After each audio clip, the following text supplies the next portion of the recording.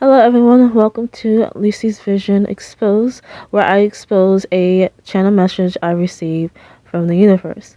A channel message I received today from the universe was a name. As you can see by the pictures I'm showing up, his name is Corey Miller, also known as C. Murder, also known as C. Miller. He was a popular hip-hop artist or hip-hop rapper who was very popular in the 90s. What I know about him is that he actually dated Monica back in the 90s as well. His brother is Master P, who owned a record called No Limit Records, and Corey Miller was part of this record label that was founded by his brother, Master P. Corey Miller was born March 9th, 1971. He was not just a rapper, he was also a songwriter, an actor, an author, and a father. He was accused of murdering a fan named Steve Thomas, January 19, 2002. He was arrested that day.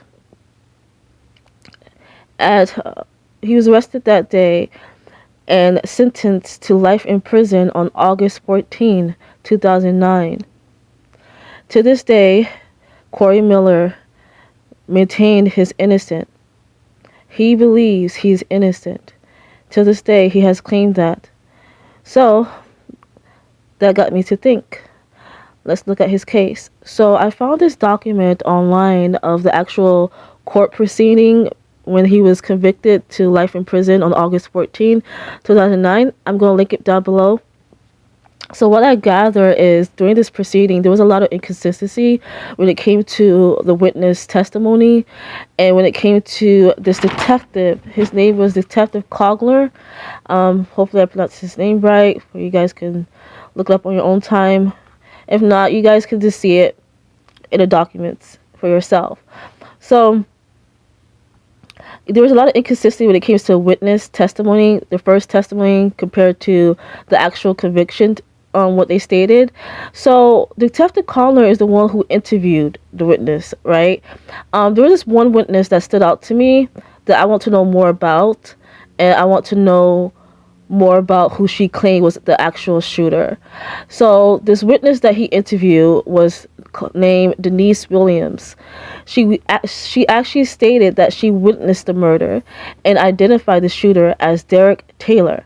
That raised a lot of questions to me. So there was a witness officially and initially that saw the shooter and named the shooter, but later that it was later claimed that she was upset when she met Detective Connor because she wanted to, I guess, change her testimony because she felt intimidated.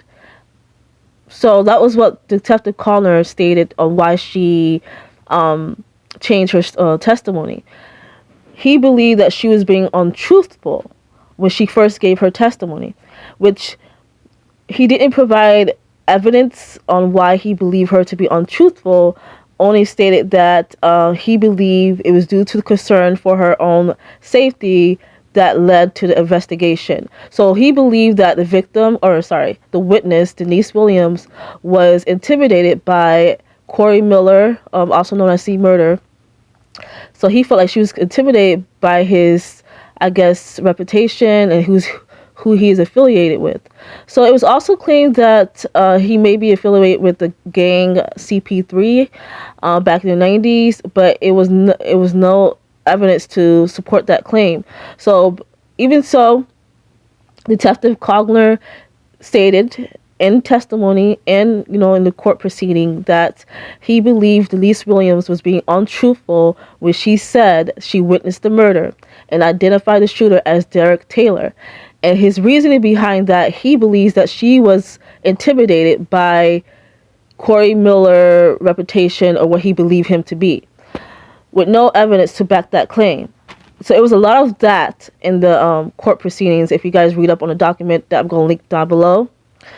And then there was two other witnesses that claimed that the defendant, which is C. Murder, or aka Corey Miller, was the actual shooter. When C. Murder was convicted back in August 14, 2009, when he was convicted, these two witnesses stated that it was C. Murder that shooted the victim, which the victim was named Steve Thomas. He was a 16-year-old who died, or who was murdered at a nightclub called the Harvey back in 2002. Back in 2002. So these two witnesses was Kenneth Jordan and Darrell Jordan. So I'm like, they got the same last name, so are they related somehow? I don't know, I have a question with that one. So the original statement, they stated that it was the defendant, C. Murder, that shooted the victim, which his name was Steve Thomas. He was 16 years old. But there was also a moment in the documents that I read where I believe it was Darnell Jordan that was who actually bear with me, you guys, who actually called out or claimed that it was Corey Miller that shot the victim. So apparently there was some type of lineup, back in the days when I don't know if they still do this, but back in the day when someone get convicted or whatever for something, or arrested for something, they usually have a lineup back in the day where the victim or witness can identify these suspects, right? So Darnell Jordan was the one who actually identified C. Murder in this lineup. So that was actually stated. But something weighs a huge question mark to me. Back in 2018, both these witnesses, Kenneth Jordan and Darrell Jordan, which I believe they have some type of connection, I don't know if they're related or whatnot, because they got the same last name. Back in 2018, they actually restated their testimony. They actually said, 2018, this is after everything has been convicted.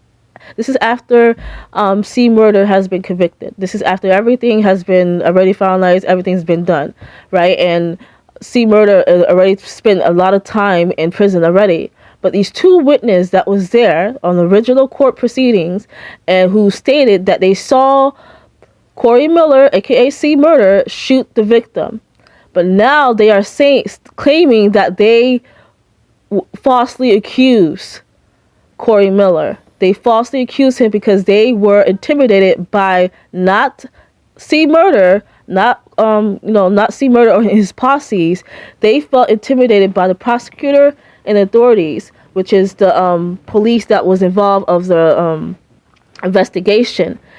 And I believe this detective, what is his name? Give me 1 second. Detective Cogner is the one who, I feel like he's part of this coercion, who actually intimidated the witness, because it raised a lot of question to me when it came to Dennis Williams. Because she, in her first testimony, before everything was conducted, the investigation was conducted, it was the very, very beginning, right? She actually witnessed the murder and identified the shooter as Derek Taylor. Her claim is that apparently what was initially stated was that the reason why people were accusing C. Murder of doing this is because of his affiliation with the gang CP3, and he was hanging around people who was affiliated with that as well. And the victim was beaten and then shot in the heart. So that's what people were claiming because of who they were. This is a high profile case, so there's a lot of things surrounding this case. But there was something I read in the documents where it stated that what actually happened, what led to this victim to be murdered, was the victim was dancing. That's what it stated. He was dancing on a girl, and one of the, I guess, posse of C. Murder felt some type of way and started to attack this person because he was dancing on his woman or whatever. And therefore, once they beat him down, one of the members shot him. That was actually stated there. You guys can find that as well. It was briefly summarized, briefly stated, but I caught it. I'm like, oh, okay, so that was what was stated. That's what really happened. But people believe it was C. Murder and his posse that fought the victim. They beat him up and then shot, and C. Murder was the one who actually shot him in the heart. That's what the authorities was claiming, and that's what the witness was claiming as well. But now, fast forward to 2018, both witness, Kenneth Jordan and Darrell Jordan, have stated that they falsely accused C. Murder. It was all lies. They said that they were intimidated by the authorities, the police and the prosecutors that was involved in this case, that was involved in the investigation. So that raised a question. So when that happened back in 2018, I believe C. Murder got a hold of that, and his defense team, his lawyers, asking for a appeal on his case, and asking for someone to look into his case, but the judge denied it. Which that also raised questions to me about the judge, because during the when I was reading up in the documents, the day January 19. Sorry, excuse me, I'm referring back to my notes, you guys. Excuse me, actually the day August 14, 2009, when he was actually convicted. I was reading up on the case proceeding, what was happening at that time. A lot of things that the defense team was accusing I guess they were cross-examining the witness and who gave their testimony. He was stating why, he wanted to know why they felt intimidated, but there was no evidence proven, nothing was shown.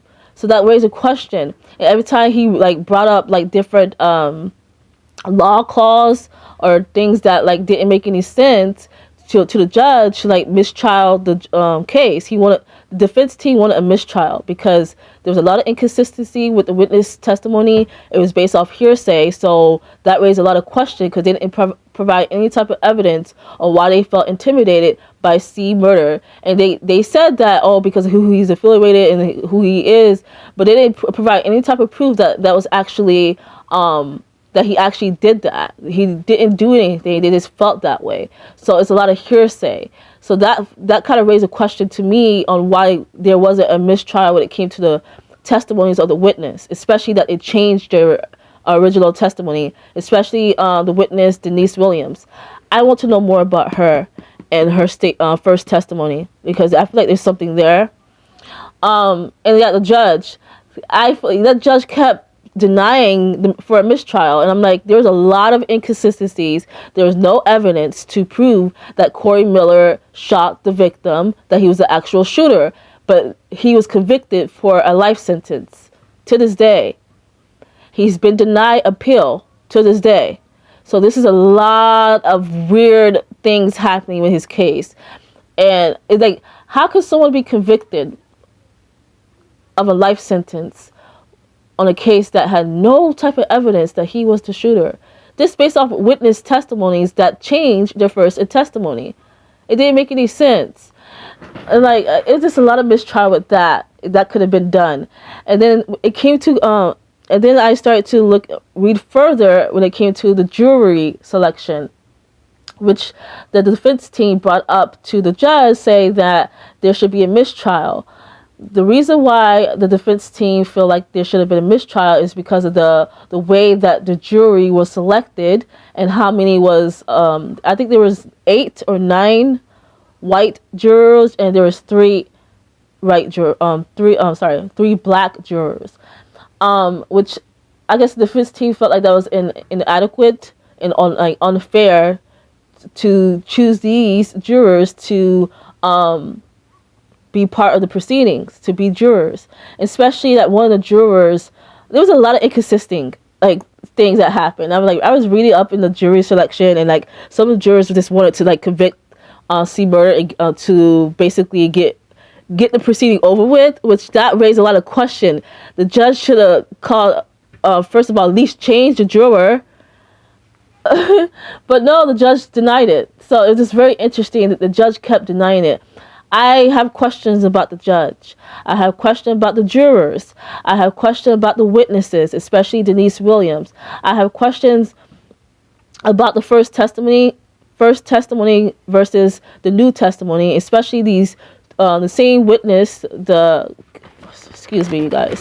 The same two witnesses, Kenneth Jordan and Darrell Jordan, came forward the year 2018 after C. Murder already been convicted of a life sentence in prison, which he's currently serving.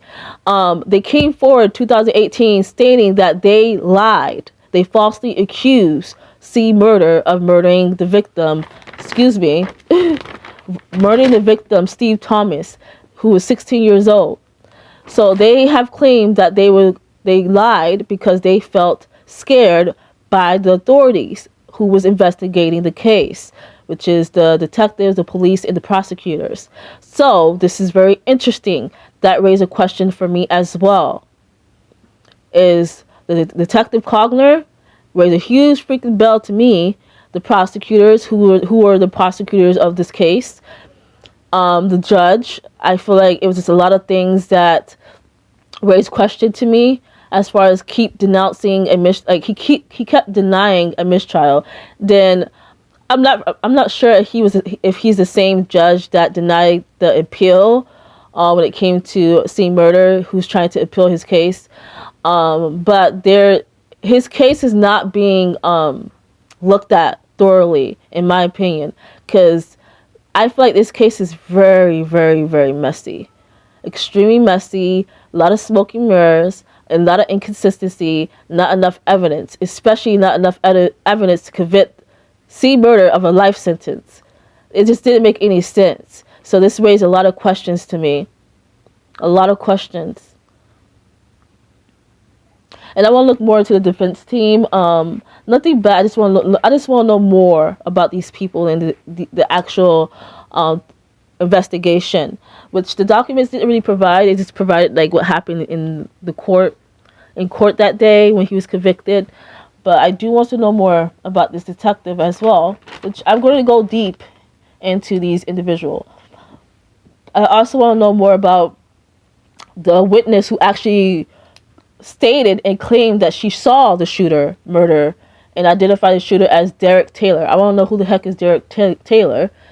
I want to know who that is.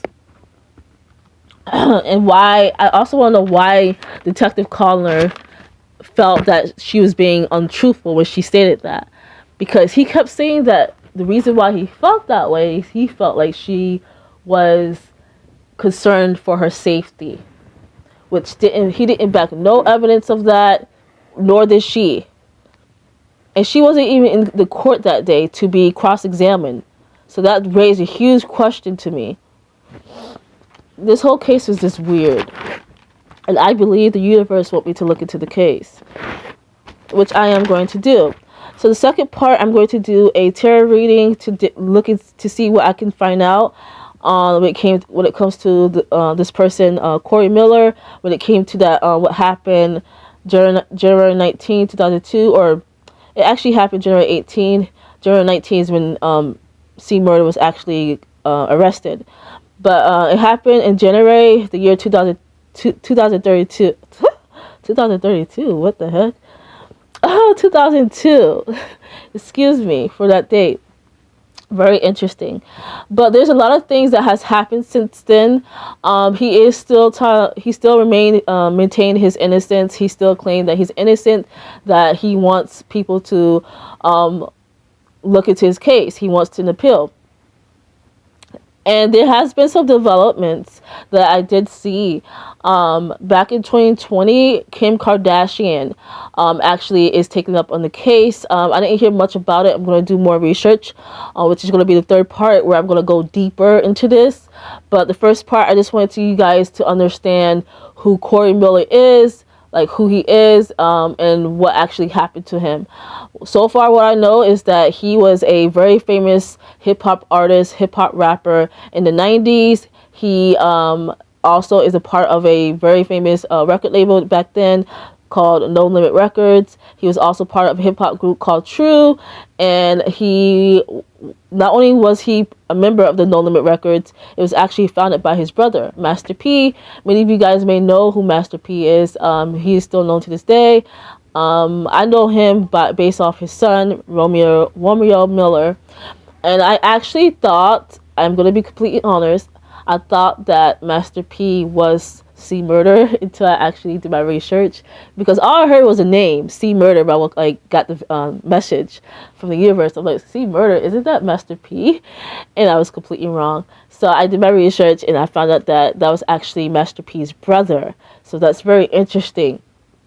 And I also found out that he actually dated Monica, which Monica is an R&B singer back in the 90s, which to this day is my favorite artist, one of my favorite artists. They actually dated back then, and she's the one who actually went to Kim Kardashian to take up his case. So that's very interesting as well, that I did find out. So this is what I gathered so far. I literally just channeled this message when I woke up this morning, and I read up on the documents that I saw regarding the court proceeding that happened when he was convicted. It's 46 pages long, so I do want to warn you about that, but it's a very fast read. If you have time to read it, just take time to read it. It's very good. Information. There were things that were stated in there that mentioned different clauses when it comes to like laws. I'm not familiar with laws. It's just a lot. And so they kept stating that. I'm like, okay, what is this? They briefly mentioned what it was, but I feel like there's a lot with it when it came to the different clause that I saw.